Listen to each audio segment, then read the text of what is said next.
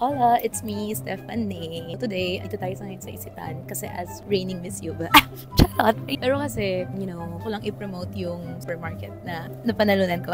Today, tayo ngayon sa Isitan pag bumili ng groceries kasi naisipan ko na mag-donate. So, meron kasi akong mga billboard dito so gusto ko siya lang hanapin. So, I'm with my dad. Una muna namin bibilhin yung mga kailangan namin sa bahay. Yung sabon na ginagamit ko para sa mga damit nila. Sabon, tsaka kailangan daw is shampoo. Una namin munang kukunin yung mga kailangan sa bahay. Mamaya yung mga papamigay namin. Okay, lagay na tayo ng mga essentials nila. Food naman.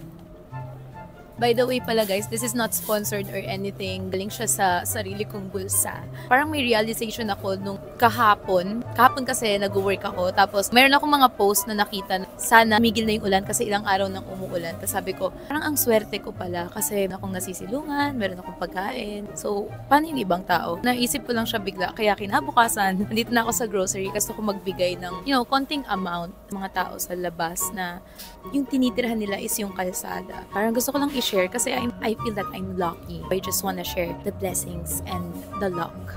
Yun lang. And disclaimer guys, hindi ako sobrang yaman Wala lang. Parang gusto ko lang mag-share ng blessings. Kuha rin tayo ng pancit tsaka noodles. Let's go.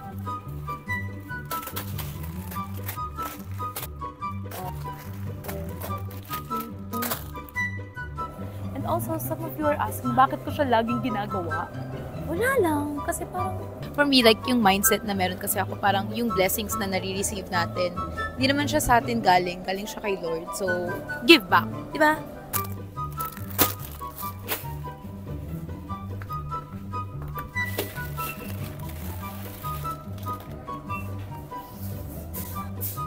Get it, Tateki? Siyempre, kumain na rin kami sa sobrang lakas ng ulan. Hindi kami makaalis kasi yung parking nandun pa sa kabila. Okay ito, masarap yan. Okay naman, gaya nga lang sabi ni boss. Tapos na guys, towel na lang. Tapos mamaya magre-repack na tayo. Thank you, Father! So kasalukuyan po tayong nandito sa Carriedo para i-check ang daanan po. At kahit umuulan po, tuloy pa rin po ang serbisyo ng mga bawat Pilipino. Andito nga po pala si SKS Nema.